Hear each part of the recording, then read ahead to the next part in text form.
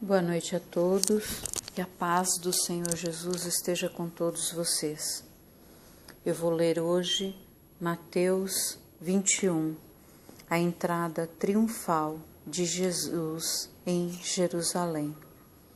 E quando se aproximaram de Jerusalém e chegaram a Betfagé, ao Monte das Oliveiras, enviou então Jesus 2 discípulos, dizendo-lhes: Ide à aldeia que está defronte de vós, e logo encontrareis uma jumenta presa e um jumento com ela.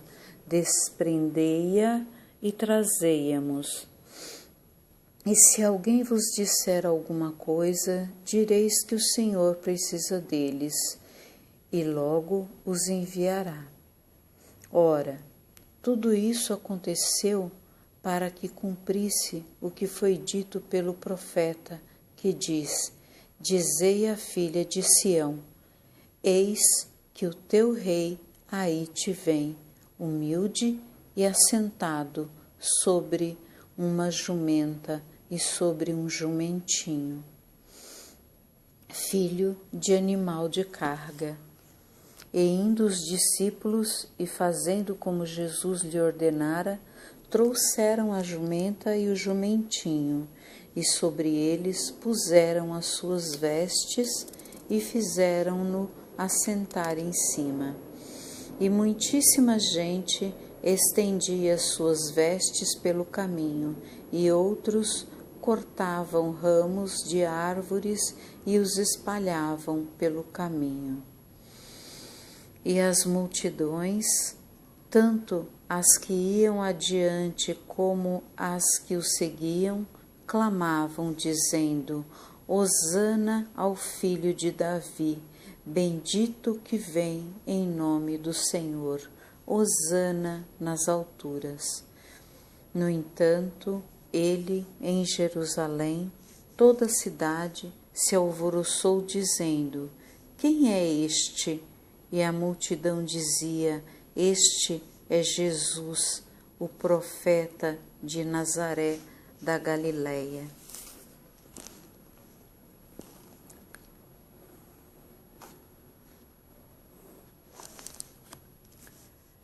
Amar seu filho incondicionalmente é determinar que, não importa o que acontecer, você sempre procurará o bem dele, não o seu.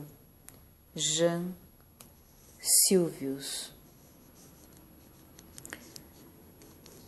Bom, no capítulo 1, versículo 5, a entrada triunfal é o ponto culminante da oferta do reino por Jesus. No versículo 9, seria bom que você visse em Marcos, capítulo 11, versículo 9, o que está escrito.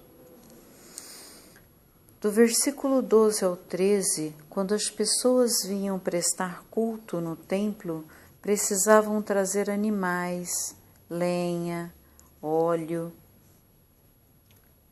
e outros itens para o sacrifício.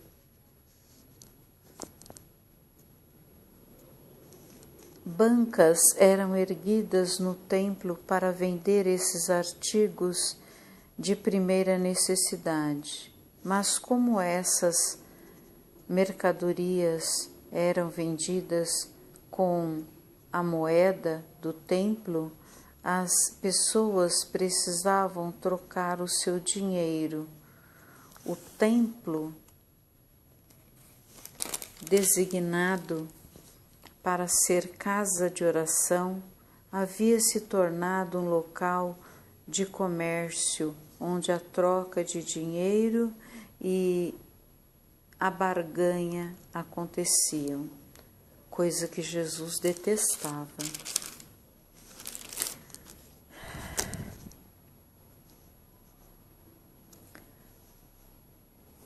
Agora eu vou ler para vocês a purificação do templo. E entrou Jesus no templo de Deus e expulsou todos os que vendiam e compravam no templo, e derrubou as mesas dos cambistas e as cadeiras dos que vendiam pombas, e disse-lhes: está escrito, a minha casa será chamada casa de oração. Por isso que eu falo muito aqui nas minhas leituras de casa de oração. Jesus não falou de igrejas, ele disse casas de oração.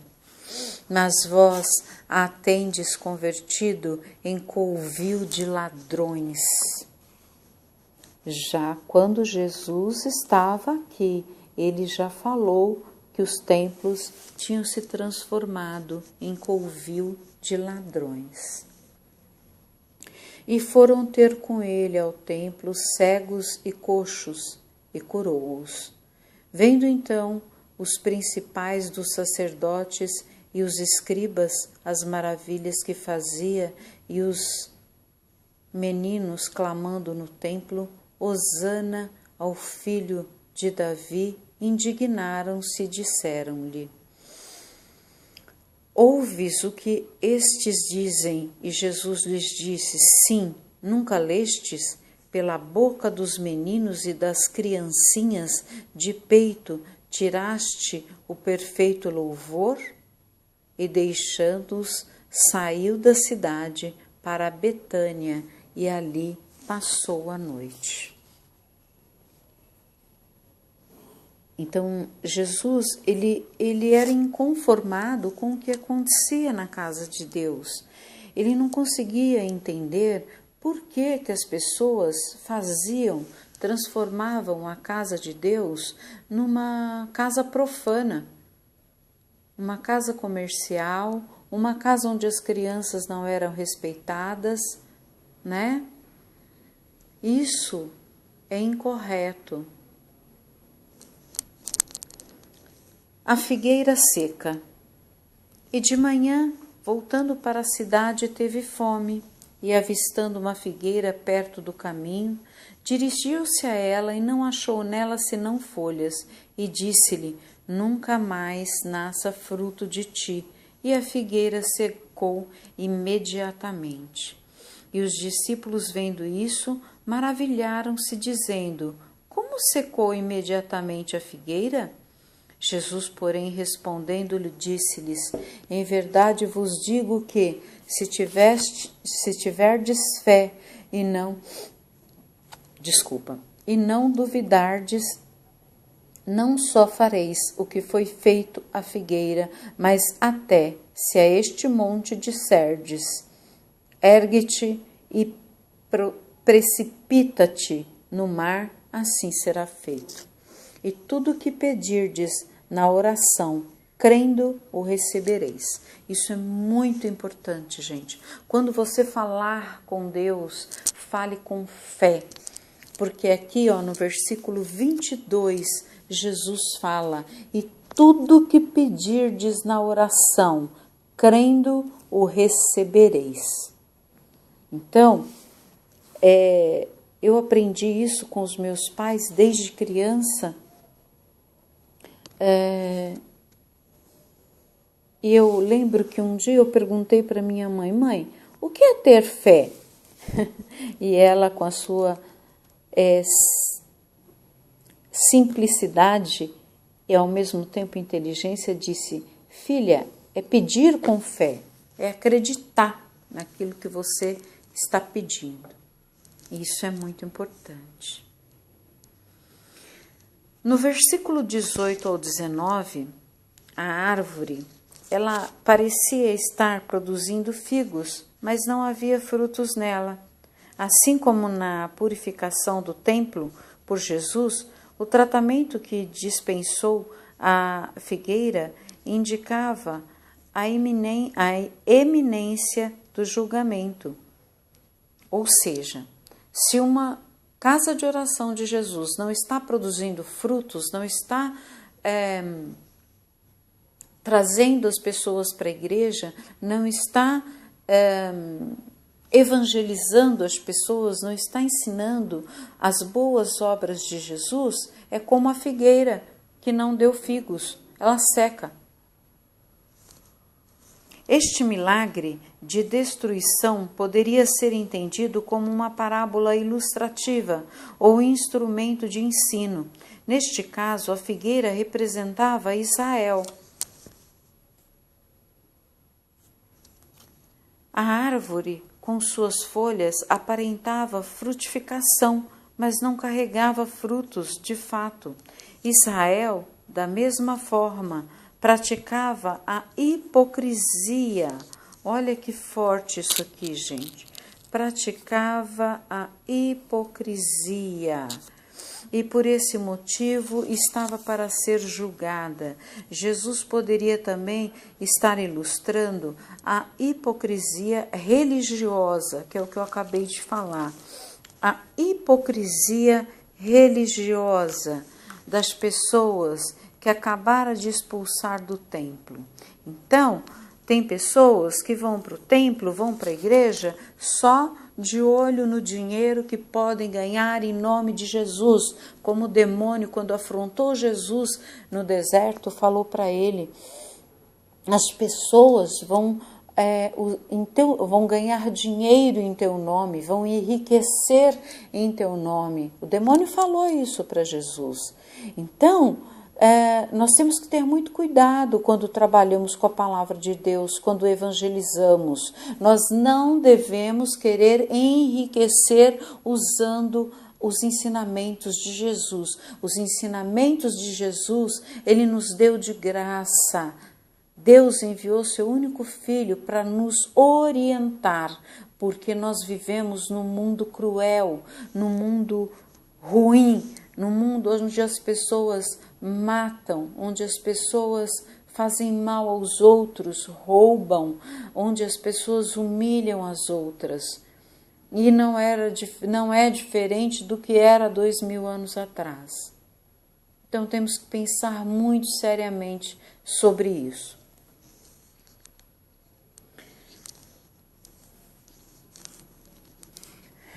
O batismo de João. E chegando ao templo, acercaram-se dele, estando já ensinando, os príncipes dos sacerdotes e os anciãos do povo, dizendo: com que autoridade fazes isso? E quem te deu tal autoridade? E Jesus respondendo disse-lhes: eu também vos perguntarei uma coisa. Se uma disserdes, também eu vos direi com que autoridade faço isso.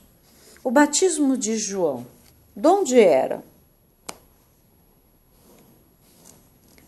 Do céu ou dos homens? E pensavam entre si, dizendo: se dissermos do céu, ele nos dirá: então, por que não o crestes? E se dissermos dos homens, tememos o povo, porque todos consideram João como profeta. E respondendo a Jesus, disseram: não sabemos. Ele disse-lhes: nem eu vos digo com que autoridade faço isso. Eu gosto de ler como Jesus fazia com o povo. Jesus era terrível.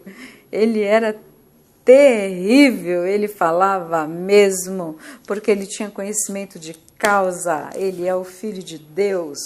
Então, esses sacerdotes vinham querendo, sacerdotes e anciãos queriam vir fazer hora com a cara de Jesus, e Jesus deixava eles no chinelo. Eu gosto muito disso.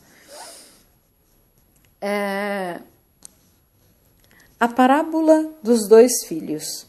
Mas que vos parece? Um homem tinha 2 filhos, e dirigindo-se ao primeiro disse: filho, vai trabalhar hoje na minha vinha. Ele, porém, respondendo, disse: não quero. Mas depois, arrependendo-se, foi. E dirigindo-se ao segundo, falou-lhe de igual modo. E respondendo, ele disse: eu vou, Senhor. E não foi. Qual dos 2 fez a vontade do Pai? Disseram-lhe eles: o primeiro. Disse-lhe Jesus: em verdade vos digo que os publicanos e as meretrizes entram adiante de vós no reino de Deus. porque João veio a vós no caminho da justiça e não o crestes, mas os publicanos e as meretrizes o creem. Vós, porém, vendo isso, nem depois vos arrependestes para o crer.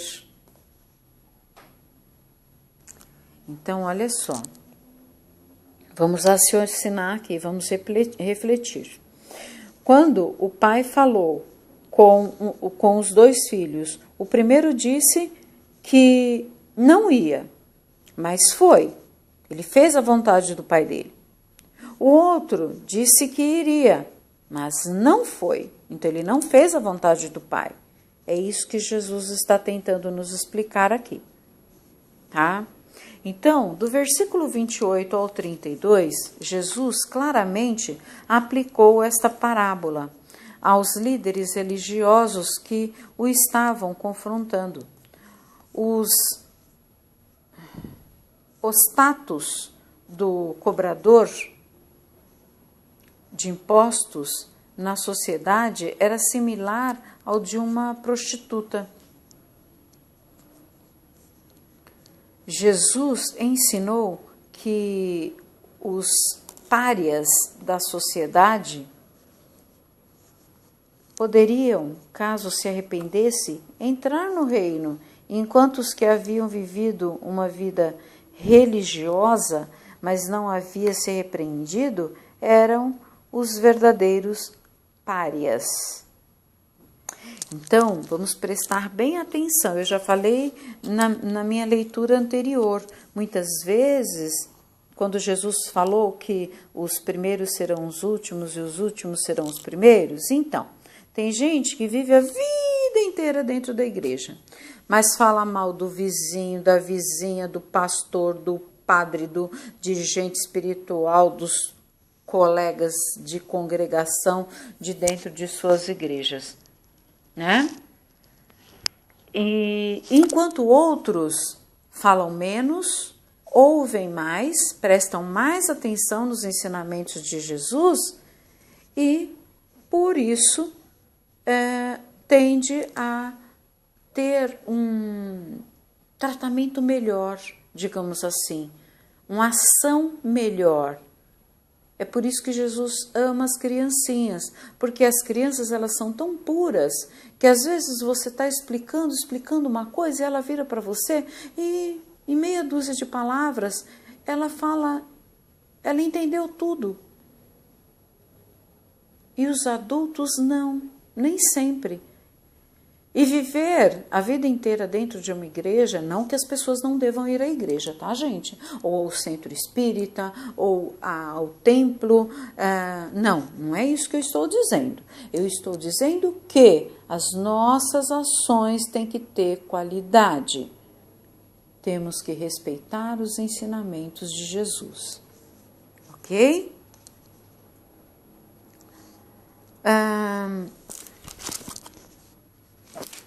O capítulo 21, ele é um tantinho longo, então eu vou deixar uma parte para continuar amanhã, tá bom? Nós vamos parar hoje por aqui. Eu espero que vocês tenham entendido, espero que vocês tenham gostado e que todos que ouviram essa leitura, que façam um proveito excelente, que fique livre da depressão, livre da síndrome do pânico, livre do medo, livre das tristezas, livre das dores, livre das doenças. Que quem ouça esse áudio, esse vídeo, que possa sentir paz, a paz que Jesus deixou para nós na sua casa, na escola, no trabalho, na faculdade, no hospital, no presídio, onde quer que você esteja, receba a paz de nosso Senhor Jesus Cristo.